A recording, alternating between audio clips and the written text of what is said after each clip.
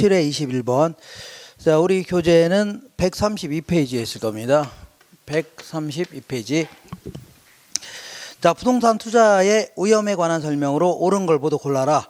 경기 침체로 인하여 부동산의 수익성이 악화되면서 야기된 위험 있죠? 이거 전부 다 사업상 위험에 해당됩니다. 사업상 위험. 이거 맞는 겁니다. 자, 사업상 위험 중에 시장 위험 쪽에 들어갑니다. 자, 니은번 볼게요. 차입자에게 고정금리 대출을 실행한다면요. 밑줄 쳐볼게요. 대출자 입장에서는 인플레 위험이 낮아지는 게 아니라 높아집니다. 자, 그러니까 대출자는요. 변동금리로 빌려줘야 인플레 위험이 낮아지는 겁니다. 그러니까 이거 틀렸네요. 디귿번 볼게요. 효율적 전선, 효율적 프론티어라는 것은요. 모든 사람들은요. 합리적 인간을 가정한다면 그 위험이 똑같다면 기대치가 높은 거 있죠? 요거 선택합니다.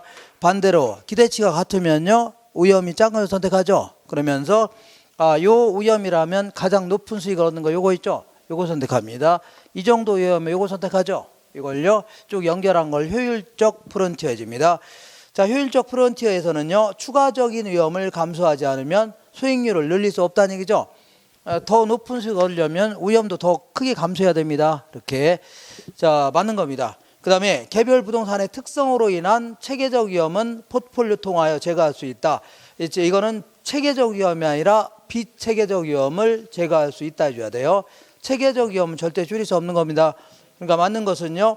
기억번, 디귿번 해서 1번 답해야 됩니다.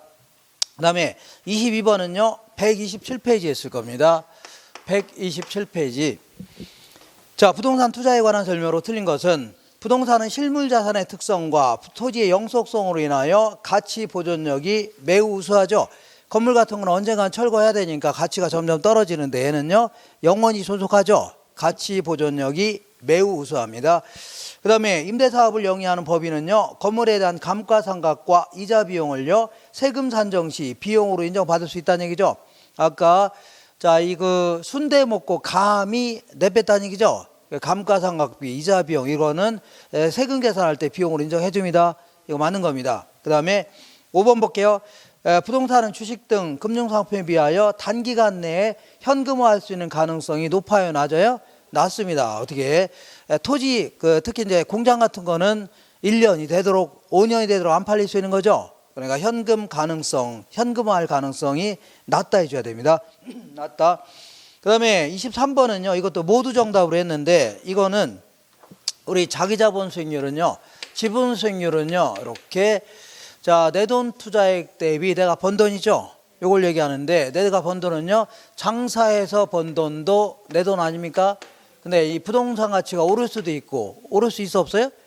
오를 수 있죠. 그리고 내릴 수도 있는 거 아닙니까? 이것도 반영해야 됩니다. 그죠? 그러면 여기서 요것도 반영해야 되는데 그 가치가 올라도 내려도 반영해야 돼요. 부동산 가격이 떨어지면 손해나는 거죠. 반영해야 될 거 아닙니까? 근데 여기서는 맨 아래에서 세 번째 줄에 보시니까 자, 건물의 총 내용수는 몇 년이라고요?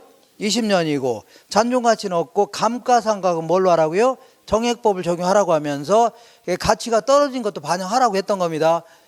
원래는 이 사람의 그 출제위원의 의도가 뭐냐면 가치가 떨어진 거 있죠? 이것도 반영하라고 하는 건데 문제는 몇 년 지났다는 얘기는 있어 없어요? 아무리 찾아봐도 없죠? 아니 몇 년 동안 감가가 되면 몇 년간 감가가 된 거를 얘기를 해줘야 될 거 아닙니까? 그래야지 빼줘야 될 거 아닙니까? 근데 여기서는 몇 년 지났다는 얘기는 있어 없어요?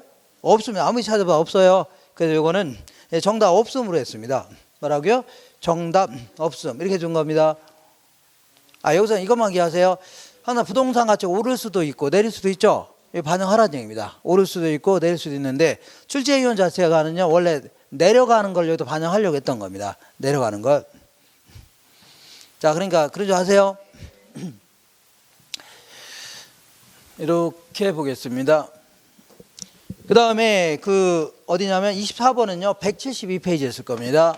페이지 172페이지에 있는데 우리 이제 MBS의 종류는요 크게는 세 가지가 딱 있는데 이렇게 먼저요 약어로 기억하셔야 돼요. MPTS 얘는요 MPB 얘는요 MPTB 이렇게 됩니다. 그래서 제일 중요한 거는요 소비자 MBS의 발행자 있죠. 그 다음에 투자자 이렇게 돼 있고, 소비자, MBS의 발행자, 얘는요 투자자, 소비자, MBS의 발행자, 얘는요 투자자 이렇게 돼 있는데, 자 MPTS는요 부동산을 그 담보대출해주면 원리금, 수취금과 저당금 생기죠. 이걸 얘들한테 완전히 팔아치운 겁니다. 원리금, 수취금과 저당권을 완전히 팔아치운 거죠. 그렇기 때문에 얘가 조기상환하면 넘겨주면 돼요. 조기상환하면 얘가 부담하는 거고. 자, 그 1억짜리 부동산 구입한다고 하길래 7천만 원 빌려줬죠. 그죠? 그럼 7천만 원 받을 권리 다 누가 갖고 있다고요? 얘가 갖고 있는 겁니다. 근데 경매처분에 이제 3천만 원밖에 안 들어왔죠. 3천만 원 넘겨주면 됩니다. 그러니까 투자자가 뭐 얻어요? 채무불이행위험도 다 부담하는 겁니다. 이거 되겠죠? 근데 요거는요 발행자가 원리금 수취권과 저당권은 누가 갖고 있다고요? 발행자 갖고 있는 겁니다. 어쨌거나 발행자가 관련 대출 관련된 모든 권리 누가 갖고 있어요? 발행자 갖고 있으면서, 자, 이 투자자한테 새로운 형태의 회사채 있죠? 이거 발행한 겁니다. 미래 받을 돈을 근거로 해서. 그렇기 때문에 얘가 조기상환하죠? 넘겨주려도 얘가 싫다고 할 수 있다는 겁니다. 콜강호권. 그러니까 얘가 조기상환이면 부담합니다. 그 다음에 7천만 원 빌려줬는데 3천만 원께 회수를 못했죠? 넘겨주려고 했더니 얘가 당신이 빌려준 거니까 나한테는 다 달라고 할 수 있다는 얘기죠. 그러니까 채무불이행위험도 다 누가 부담해요? 발행자 부담하는 겁니다. 알겠죠? 자, 그런데 요거는 얘는 발행자 다 부담하고, 얘는 투자자가 다 부담하고, 얘는요 발행자가 다 부담하죠. 투자자, 발행자 다 부담하잖아요. 그래서 안 되겠다. 그래서 좀 나눠 갖자는 얘기죠. 그래서 자, 이 저당권은 발행자 갖고 있으면서 투자자한테 원리금 수취권만 넘기겠다는 얘기죠. 그래서 항상 저당권 갖고 있는 자가 채무불이행위험 부담합니다. 그 다음에 원리금 수취권 갖고 있는 자가요 조기상환위험 등을 부담하는 거예요. 이렇게. 자, 읽어볼게요. 24번에 부동산 금융에 대한 설명으로 틀린 것은, 자, 이 CM은요 MPTB를 약간 변형시켜서, 자, 이 그 하나의 종류의 만기가 아니라 다양한 만기 있죠? 이걸로 발행한 겁니다. 자, CM은요 트렌치별로 적용되는 이자율과 만기가 다른 것이 일반적이죠? 맞는 거고. 2번 볼게요. MBB는 요거는 지분형, 요거는요 채권형, 얘는요 혼합형 해줍니다. 그래서 채권형 증권으로 발행자는요 초과 담보를 제공하는 것이 일반적입니다. 얘는요 7천만 원 빌려줬는데 3천만 원 들어왔죠? 얘한테는 얼마 줘야 돼요? 7천만 원 다 줘야 됩니다. 그렇기 때문에, 자, 미래 받을 채권액을 전액을 다 발행하면 돼야 안 돼요? 안 되고 일부 남겨놓고 있어야 돼요. 초과 담보를 유지해야 됩니다.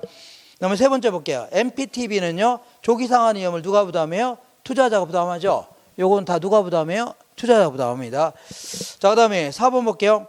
고정금리 대출을 실행한 대출기관은요 금리 상승 시에 차입자의 조기상환으로 인한 위험이 커지는 게 아니라 금리 하락 시죠.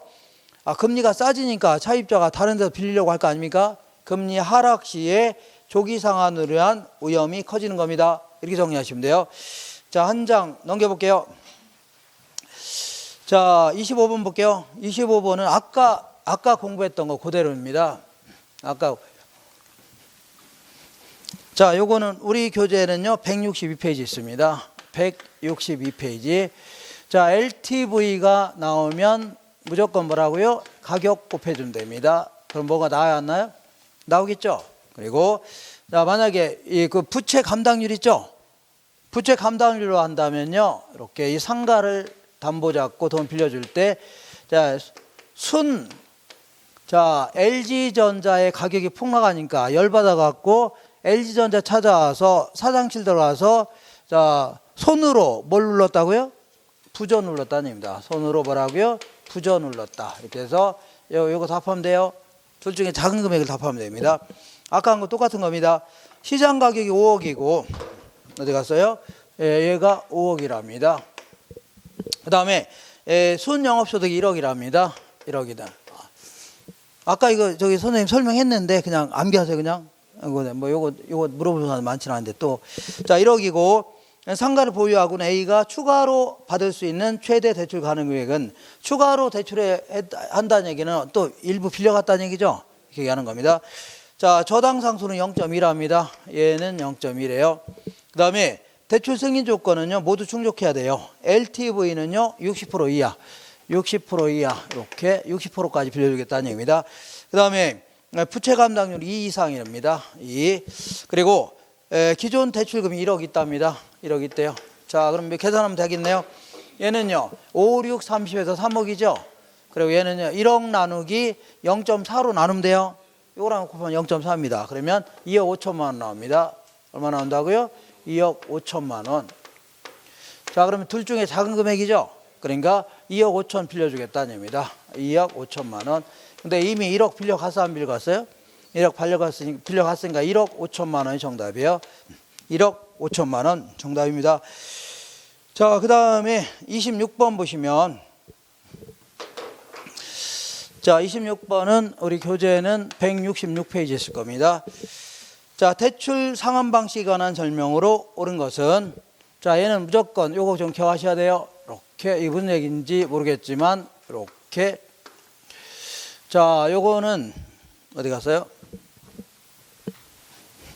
요거는 원금 균등 상환 방식이고, 요거는요 원리금 균등 상환 방식, 요거는요 체증식 상환 방식입니다. 자, 요거는요 원금이 될 수도 있고 혹은요 원리금이 될 수도 있는데, 자, 이건 대출 초기를 얘기합니다. 대출 뭐라고요? 대출 초기에 원금 지급액이 가장 많은 게 어떤 거예요? 원금 균등 상환 방식입니다. 원금 지급액이 가장 적은 게 어떤 거예요? 체증식. 얘는 항상 중간이죠. 원리금 지불액도 마찬가지입니다. 초기에 원리금 지불액이 가장 많은 게 어떤 거예요? 원금입니다. 가장 작은 게요? 체증식. 기억할 수 있죠? 이렇게 이 상태에서 1번 볼게요. 자, 원리금 균등 방식은요 매기 이자 상환액이 감소하는 만큼의 원금 상환액은 증가하죠. 이거 맞는 겁니다. 자, 확인하세요. 2번 볼게요. 2번부터 다 틀렸다는 얘기인데, 원금 균등 방식은요 원리금 균등 방식에 비하여 전체 대출기간 만료 시에 누적 원리금 상환액이 더 크다가 아니라 작다 해줘야 돼요. 왜냐하면 자, 얘보다 얘가 위험이 작습니다. 채무 위험이. 얘보다 얘가 대출금 회수 위험이 작죠. 이자율이 낮아요. 이자율이 낮으니까 은행한테 준 돈이 일단 작겠죠. 이자가 작고. 그리고 얘는요 초기부터 원금을 착착 갚아나가죠. 나중에 뭐 금액이 얼마 대환돼요? 안 되게 이자도 얼마 안 됩니다. 그러니까 은행에다 납부하는 원리 금액이 가장 많은 게 어떤 거예요? 이 가장 많습니다. 얘는 가장 작아요. 자, 이자만 가지고 따져볼게요. 이가 이자율이 가장 낮습니다. 얘는 이자율이 가장 높죠. 그러니까 은행에다 준 돈이 가장 작은 게 이거예요. 누적 원리 금액이. 은행에다 그 대출 상환 기간 동안에 은행에다 납부하는 돈이 가장 작은 게 어떤 거라고요? 원금 균등입니다. 그 다음에 3번 볼게요. 대출 실행 시점에 DTI는요. 자, DTI가 뭐라고요? 자, 연간 소득분의 연간 원리금 지불액이 차지한 비율이죠. 이걸 얘기하는 거 아닙니까? 그러면 이 셋 중에서 자, 원리금 지불액이 가장 작은 게 어떤 거예요? 이거 아닙니까? 그러니까 자, 볼게요. 자, 대출 실행 시점에서 DTI는요. 체증식 상환 방식이 원금 균등 상환 방식에 비하여 항상 더 큰 게 아니라 항상 더 작다 해줘야 돼요. 아, 얘가 지불하는 경우가 가장 작죠? 작다 해줘야 돼요. 자, 그 다음에 4번 볼게요. 대출금을 조기 상환할 경우에 원리금 균등은요 원리금 균등에 비하여 원금 균등 상환 방식의 상환액이 더 크다가 아니라 작다 해줘야 돼요. 왜냐하면 조기에 상환할 때 원금 균등이 지금까지 가장 많이 갚았겠죠? 그럼 남은 금액이 가장 작겠네요. 원금 균등이 가장 작습니다.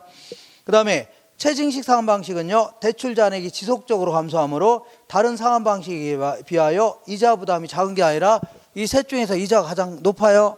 이자 부담이 가장 큽니다. 이렇게. 자, 이렇게 해서 정리하시면 돼요. 네, 지워도 되죠? 자, 그 다음에 27번은요 182페이지에 있을 겁니다. 182페이지. 자, 부동산 투자 법령상 부동산 투자회사에 관한 설명으로 틀린 것은 2번이 틀렸는데, 자기관리 부동산 투자회사의 설립 자본금은요 3억이 아니라 5억 이상입니다. 5735에서. 그래서 2번 틀렸고, 3번 볼게요. 감정평가사 또는 공인중개사로서 해당 분야에 5년 이상 종사한 사람은 자기관리 부동산 투자회사의 상근 자산운용 전문 인력이 될 수가 있도록 하고 있습니다. 맞아요.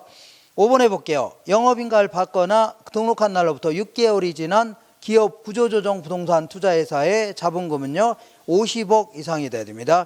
57은 어떻게 해요? 35에서 자, 위탁관리 구조조정은요, 설립자본금 5억, 6개월 지나면요 50억 만들어야 됩니다. 그 다음에 28번 볼게요. 프로젝트 금융에 대한 설명으로 틀린 것은 요거는 185페이지에 있을 겁니다. 185페이지. 자, 1번 볼게요. 특정 프로젝트로부터 향후 일정한 현금 흐름이 예상되는 경우에 사전 계약에 따라 미래에 발생하는 현금 흐름과 사업 자체 자산 있죠? 그걸 담보로 자금을 조달하는 금융기법입니다. 그죠? 미래에 발생하는 현금 흐름과 사업이 안 되면 그나마 갖고 있는 걔들 자산 있죠? 요걸 기초로 해서 회수하는 이러한 형태입니다. 그래서 모회사에 다른 부동산을 담보 잡고 하는 게 아니에요.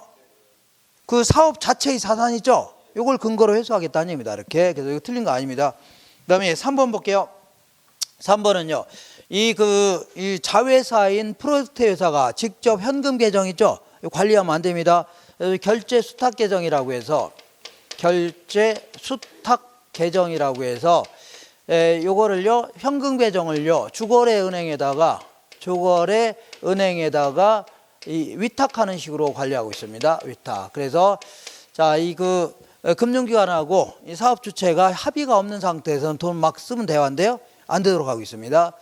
자, 그래서 자, 28번은요, 3번 틀렸는데 프로젝트 금융의 자금은 건설회사 또는 시공회사가 자체 계좌를 통하여 직접 관리하는 게 아니라 주거래 은행에다가 맡기는 식으로 있죠. 여기서 관리하도록 하겠습니다. 주거래 은행에 이걸요, 결제 수탁 계정 이렇게 표현합니다.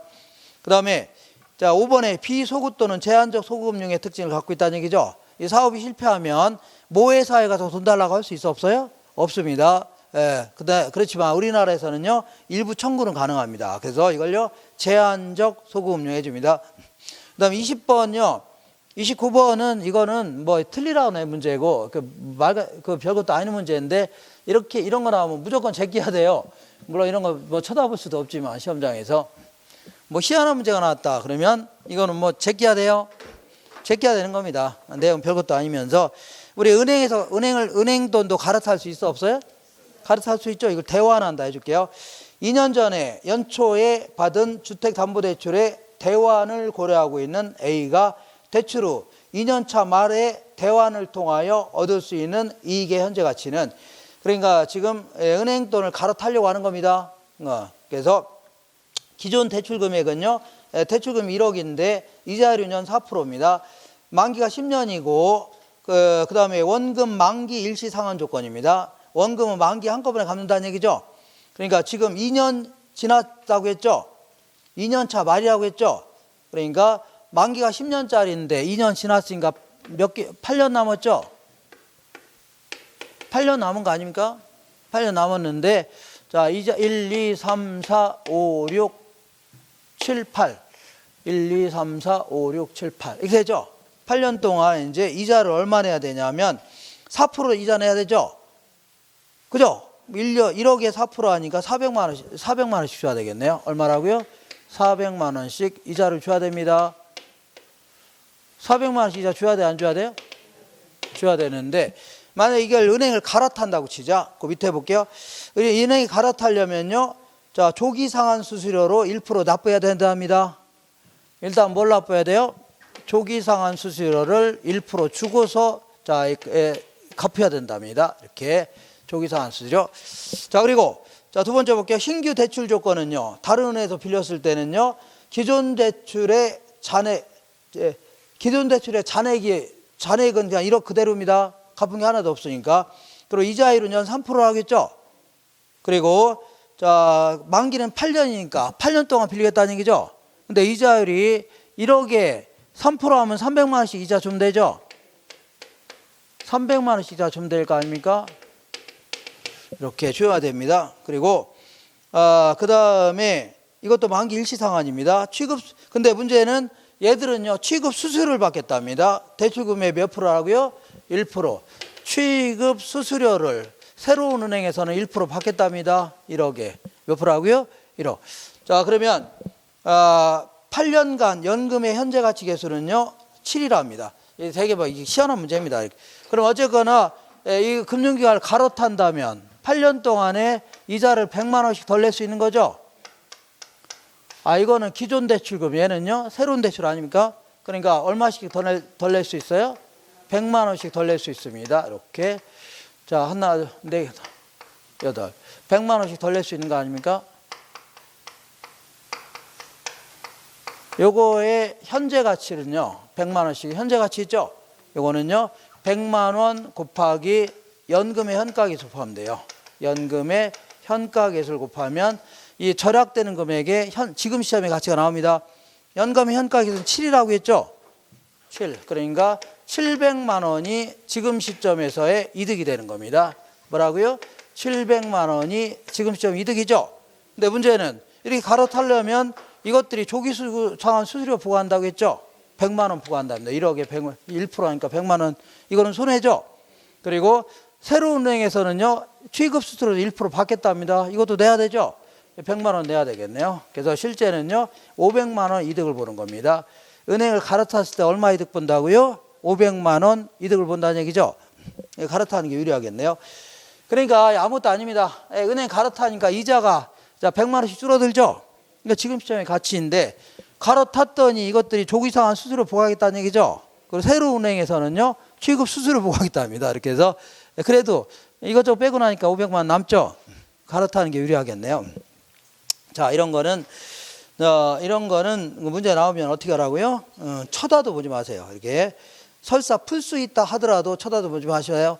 이거 읽다 보면 다른 거 허점이 분명 있습니다. 그리고 자, 그 다음에 30번 보겠습니다. 207표. 별 희한한 문제가 다 있죠. 네. 그냥 본인이 은행 돈 갈아탔다고 생각하시면 돼요. 갈아타면 뭐 얼마 이득이냐 그런 얘기 하는 겁니다. 이렇게. 자, 이거는 뭐 무슨 산수입니다. 산수. 근데 이런 것 때문에 산수를 할 수는 없네요. 이런 걸 알고 있어야 되니까. 자, 그 다음에 30번 볼게요. 다음 설명에 모두 해당하는 부동산 관리 방식은 소유자의 의사 능력 및 지휘 통제력이 발휘된다. 이건 어쩐지 자가관리 쪽입니다. 기밀 유지가 유리하다. 이것도 뭐라고요? 자가관리 쪽. 업무 행위에 있어서 안일화를 초래할 수 있다. 타성화 현상. 맨날 굳어진 습성이 있죠? 로 하기 쉽다. 이것도 자가관리 쪽입니다. 그리고 전문성이 낮다는 얘기죠? 자가관리. 그래서 자가관리를 다른 말로 직접관리 이렇게 되어야 합니다. 자기가 직접 관리한다 해서 정답 5번에 써야 돼요. 5번. 자, 그 다음에 31번은요, 196페이지에 있을 겁니다. 196페이지. 자, 부동산 개발에 대한 설명으로 틀린 것은 2번 볼게요. 법률적 위험을 줄이는 방법 중에 하나는 이용계획이 확정된 토지 있죠? 요걸 구입하면요, 공법상 위험 같은 거 줄일 수 있을 겁니다. 그 다음에 3번에 시장성 분석 나오면 무조건 매매 혹은 임대 능력 나와야 됩니다. 시장성 분석 단계에서는 향후 개발될 부동산이 현재나 미래의 시장 상황에서 매매되거나 임대될 수 있는 가능성 있죠? 경쟁력, 이거 맞는 겁니다. 그 다음에 5번 볼게요. BTO 방식은 민간이 개발했다. 일단 B가 나야 됩니다. 그리고 소유권을 준공과 동시에 공공에 귀속시켰다. 소유권 이전했다는 얘기죠? T가 나야 됩니다. 그리고 주의할 것은 맨 끝에서 뭐가 나오냐, 이게 중요한 겁니다. 중간에 어떻게 한다 하더라도 맨 끝에서 이게 임대냐 아니면 운영하면서 회수하냐, 이게 나와야 돼요. 그러니까 자, 준공과 동시에 공공에 귀속시키고 민간은 시설관리 운영권을 가지며 공공은 이 다음부터 중요한 겁니다. 그 시설을 임차하여 사용한다는 얘기는 임대료 주겠다는 얘기죠. 그러면 리스가 나와야 됩니다. 임대료, 리엘. 자, 그래서 이 BTL 방식입니다. 무슨 방식이라고요? 제가 다시 한번 하지만 중간에 무슨 얘기 한다 하더라도 맨 끝에 있죠. 맨 끝에서 운용하면서 회수하냐 아니면요, 임차료 지급하냐 있죠. 요것만 구분할 줄 아시면 돼요. 그 다음에 자, 32번은요 197페이지에 있을 겁니다. 197페이지. 자, 부동산 개발과 관련된 다음 설명에 해당되는 도시 및 주거환경 정비 법령상의 정비사업은, 자, 도정법상 사업은요 재건축 사업이라는 게 있고, 그 다음에요 이거는요 재개발 사업이라는 게 있습니다. 그 다음에요 주거환경 개선 사업 있죠. 이렇게 세 가지 형태로 구성되는데, 자, 얘는 공익 목적으로 하는 겁니다. 아시죠? 기반시설 자체가 너무 열악하니까 지역 자체를 밀어버리고 기반시설 다시 하는 겁니다. 도로도 깔고 상수화도 다 하는 거죠. 근데 요거는요 사익 목적으로 하는 겁니다. 무슨 목적이라고요? 사익 목적. 동네 아줌마들이 주공 5단지 아파트가 너무 헐었으니까 이거 때려부숴서 다 짓자는 얘기죠. 기반시설 자체는 괜찮습니다. 기반시설 자체는 양호하다는 얘기죠. 이런 게 나와야 돼요. 이게 재건축은요 이렇게. 자, 그래서 일단은 정비 기반시설은 양호하다고 했죠. 그럼 양호한 건 여기서 뭐밖에 없어요? 재건축 방식밖에 없습니다. 자, 양호하나 불량 건축물에 해당되는 공동주택이 밀집한 지역에서 주거환경을 개선하기 위한 사업은요 재건축 사업밖에 없습니다. 1번을 답해야 됩니다. 자, 33번은요 143페이지에 있을 겁니다. 자, 다음은 임대주택의 1년간 운영실적에 관한 자료이다. 가능 조소득에 대한 영업경비의 비율은 항상 뭐뭐에 대한이 밑으로 내려가야 돼요. 가능 조소득에 대한 영업경비의 비율은 요걸 물어보는 겁니다. 영업경비 비율. 자, 그러면 이것도 똑같이 가유순 전후 계산해야 되겠네요. 가유순 전후 딱 한 다음에 자, 여기서 이렇게 해볼게요. 먼저 자, 호당 임대료가 연간 500만 원이고 임대 가능 호수가 65죠. 그러니까 500만 원 곱하기 60호 하니까 3억이 되겠네요. 가능 조소득은 얼마라고요? 3억입니다. 이렇게. 여기서 이제 공실 및 불량부채라는 거 빼줘야 되는데 공실률이 10%라겠죠? 요거의 10%니까 3천만 원이 되겠네요. 자, 그러면 유효조소득은요 2억 7천만 원 됩니다. 그리고 여기는 순영업소득은 주어져 있죠? 2억 1천만 원 주어져 있네요. 2억 1천만 원. 그러면 자, 여기서 뭔가 뺀 게 요거죠? 여기서 뭔가 뺀 게 이거죠? 그러니까 요거는요 얼마요? 6천만 원 되겠네요. 맞죠? 이게 영업 경비 아닙니까? 여기서 영업 경비 뺀 게 이거죠? 영업 경비가 일단 6천만 원. 가능 조소득은요 3억이 되겠네요. 3억. 자, 그러면 계산하면 요거는요 몇 프로냐? 20% 나오네요. 몇 프로 하고요? 20%. 이게 정답이에요. 가능 조소득에 대한 영업경비의 비율, 요걸 얘기하는 겁니다. 항상 뭐뭐에 대한이 분모로 들어가야 됩니다. 뭐뭐에 대한. 이렇게. 자, 그 다음에 이거 할 수 있나요? 그 다음에 34번 볼게요. 부동산 마케팅 사피의 전략과 다음 부동산 마케팅 활동과 연결이 오른 것은 아파트 단지 내에 자연 친화적인 실개천 설치했다. 이거는 제품에 있어서 차이를 두겠다는 얘기죠. 제품 전략을 얘기합니다. 1번은 기억본 뭐라고요? 제품 전략. 니은번 볼게요. 부동산 중개업소를 적극 활용하겠다. 이거는요 어떤 경로를 통해서 팔을 건가 있죠. 경로 전략을 얘기합니다. 경로 전략. 그 다음에요 시장 분석을 통하여 적정 분양가를 책정하겠다. 가격은 어떻게 책정할 거냐 그런 얘기죠. 이거는 가격 전략을 얘기합니다. 가격. 주택 청약자 대상으로 경품 추첨으로 가전제품을 제공하겠다는 얘기죠. 얘는 어떤 식으로 알릴 건가. 판매 촉진 전략 중에 하나입니다. 판매 촉진. 그 정답은 4번으로 했어야 돼요. 그 다음에 35번 볼게요. 감정평가에 관한 규칙에 규정된 내용이 아닌 것은 자, 우리 시장 가치는 거기 나중에 요거 해답지 있죠? 자, 집어넣으세요. 시장 가치란 건 극히 정상적인 가치를 얘기합니다. 그러니까 통상적인 시장에서 뭐야 이게? 자, 당사자가 정통한 당사자들 사이에 자유롭게 거래할 때 있죠? 이때 통상 성립할 수 있다고 인정되는 값이죠? 요거를 시장 가치라는 겁니다. 집에 가서 찾아보세요. 아니면 해설지 보시면 돼요. 자, 그래서 2번이 틀렸는데 시장 가치란 한정된 시장에서 성립될 가능성이 있는 대상 물건의 최고 가격 이렇게 되면 안 돼요. 그냥 통상적인 시장에서 정통한 당사자들 사이에 자유롭게 거래할 때 성립할 수 있다고 인정되는 값이죠. 극히 정상적인 값, 이걸 얘기하는 겁니다. 2번 틀린 겁니다. 그 다음에 4번 볼게요. 둘 이상의 대상 물건이 일체로 거래되거나 대상 물건 사고간에 용도상 불가분의 관계가 있는 경우에는요 일괄해서 평가할 수 있다는 얘기죠. 토지 건물 한꺼번에 평가할 수도 있다는 얘기입니다. 하나의 대상 물건이라도 5번 가치를 달리하는 부분이 있다면요 구분해서 평가할 수 있는 거죠. 그러니까 도로변이 있는데 도로에 가까운 것도 있고 먼 땅도 있죠. 이것과 이거는 가치가 같아요 달라요? 그럼 따로따로 평가해서 합쳐주라는 얘기입니다. 그래서 요거는요 요 집에서 223페이지 찾으시면 될 겁니다. 223페이지 있을 거예요. 거기 다 나올 겁니다. 이렇게.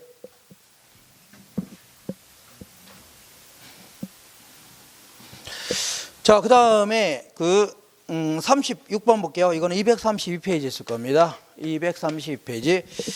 자, 감정평가 과정상 지역분석과 개별분석에 대한 설명으로 틀린 것은 어떤 부동산의 가치를 평가할 때 느닷없이 여기에서 평가하면 돼야 한대요. 안 되고 일단 이 지역을 먼저 분석할 필요가 있습니다.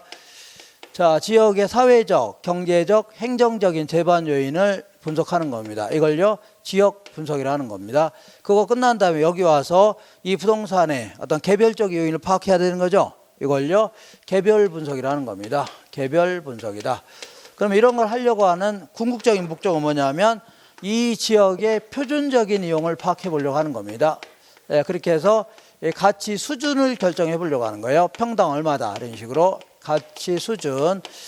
자, 그런 다음에 여기 와서 얘가요, 최유효 이용 여부를 파악해 본 다음에 자, 구체적인 가치를 구하려고 하는 겁니다. 구체적 가치를 구하려고 하는 거예요. 이렇게. 자, 이렇게 되는 겁니다.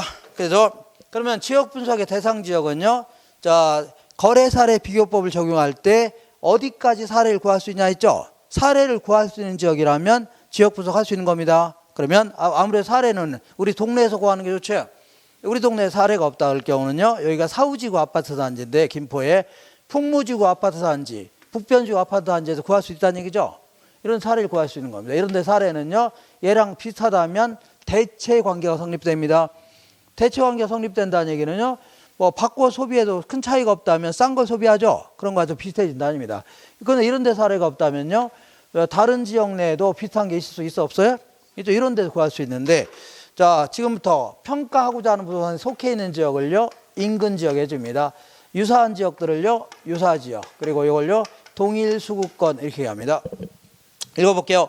36번에 틀린 것은 1번에 지역 분석을 통하여 해당 지역 내 부동산의 표준적 이용과 가격 수준을 파악할 수 있다는 얘기죠. 그 다음에 2번 볼게요. 지역 분석에 있어서 중요한 지역은요, 인근 지역, 유사 지역, 동일 수급권입니다.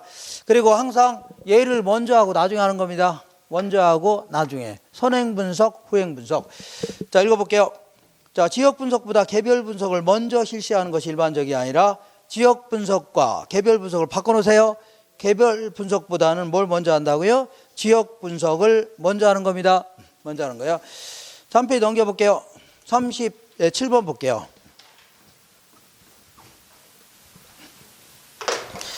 자, 37번은요, 이렇게 우리 교재에는 어디에 있냐면 236페이지에 있을 겁니다.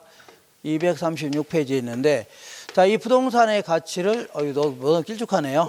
평가하는 방법은요, 맨 먼저 원가 방식도 평가 가능하고 들어간 비용이 얼마냐 그런 얘기죠. 그 다음에 비교 방식은요, 자, 요와 비슷한 놈이 최근에 거래된 적이 있다는 얘기죠. 이 사례를 가지고 평가해 보는 겁니다. 마지막으로 수익 방식으로 평가할 수 있는데, 이거는요, 미래 예상되는 수익 있죠. 이걸 기초로 평가할 수 있습니다. 근데 만약에 완전 경쟁 시장이라면 세 가지 쪽에서 평가한 가치는 같을 수밖에 없는 겁니다. 근데 현실적으로는 완전 경쟁이 될 수가 있어 없어요? 없죠. 그러다 보니까 불안정 경쟁이 되기 때문에 세 가지 측면에서 평가한 건 다를 수밖에 없다는 얘기죠. 그럼 어떻게 평가하냐 그런 얘기인데, 이 부동산이 이것도 다 가능하다면 평가하라는 얘기죠. 이렇게 해서 일단 평가한 걸요, 시산가치라는 겁니다. 뭐라고요? 시산가치 한 다음에 그래도 이 부동산이 가장 적합한 게 이거다. 그럼 다른 걸 가지고 수정해서 최종 가치를 구하든가 여기다 가중치를 더 주라는 얘기죠. 여기다 가중 더 주고 덜 줄 수 있는 거죠. 이렇게 해서 최종 가치 구하라는 얘기입니다. 자, 볼게요. 37번. 다음 자료를 활용하여 시산가액 조정을 통하여 구한 감정평가액은 거래 사례를 통하여 구한 시산가액은요, 1억 2천만 원이랍니다. 이렇게 구한 것은요, 1억 2천만 원이라요. 1.2억. 이게 거래 사례를 가지고 구하는 겁니다. 그 다음에 자, 조성 비용을 통하여 구한 시산가액은요, 만드는 데 들어간 비용 있죠. 이걸로 구한 가격은 1억 1천만 원이랍니다. 원가 방식을 얘기합니다. 1.1억. 자, 그 다음에 임대료를 통해서 구한 시산가액이라는 게 예상된 임대료였죠. 이걸 가지고 구한 겁니다. 그러니까 이거는 미래 수익을 가지고 구한 거니까 1억이 되는 겁니다. 수익 방식이 돼요. 이렇게. 여기다 이제 어떤 식으로 이제 시산가액을 조정하라고 했냐면 가중치가 주어져 있죠. 그죠? 가중치를 곱하면 됩니다. 원가 방식의 20%, 여기다 20%, 0.1을 곱해야 됩니다. 그 다음에 비교 방식 50%, 여기다 0.5를 곱해야 돼요. 이렇게. 그 다음에 수익 방식의 30%입니다. 여기 0.3을 곱해야 돼요. 알겠죠? 이렇게 해서 좀 더해줘야 됩니다. 이렇게. 더해주면 뭐가 나왔나요? 나오겠죠? 그래서 1.120 나올 겁니다. 1.5라고요? 120. 이렇게 더해주라는 얘기죠? 이게 가중평균하는 겁니다. 어떤 평균하고요? 가중평균. 이렇게 하시면 돼요. 자, 그 다음에 38번은요, 238페이지에 있을 겁니다. 238페이지. 자, 다음에 임대료 평가 방법의 종류와 산식이다. 괄호안에 들어가려고 오른 것은, 우리 적산법은요, 적산 임대료를 구할 때는요, 기초 가격에다가 기대 이율을 곱해줍니다. 기대 이율을 곱해준 다음에, 자, 임대차 기간 동안에 필요로 하는 다양한 경비들 있죠? 다 합쳐줍니다. 그 다음에 임대사례 비교법하에 나온 임료를요, 비준 임료라는 겁니다. 비준 임료.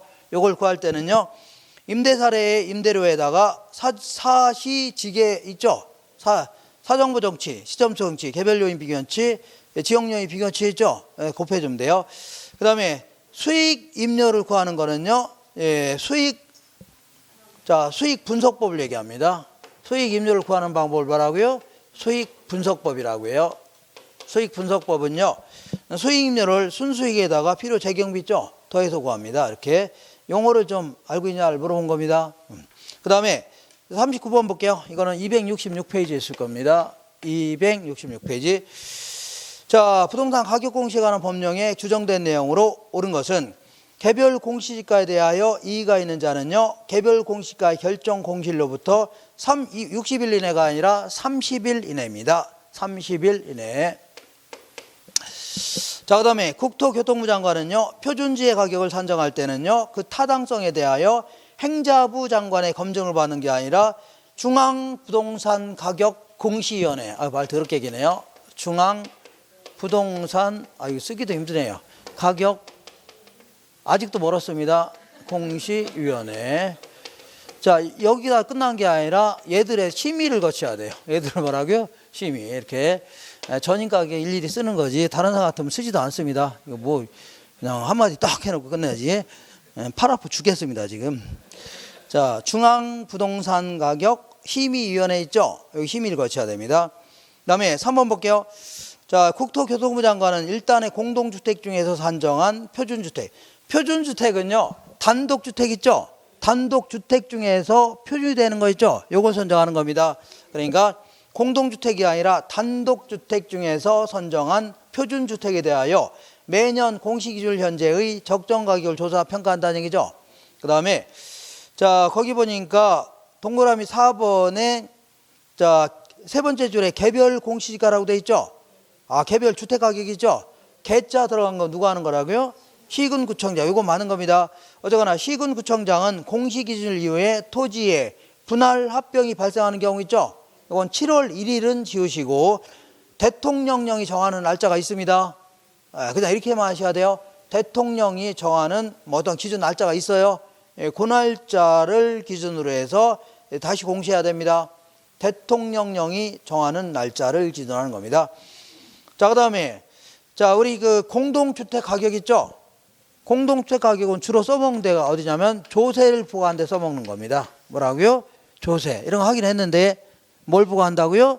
조세를 부과하는데. 그래서 자, 동그라미 5번 볼게요. 첫 번째 줄 공동주택 가격 있어 없어요?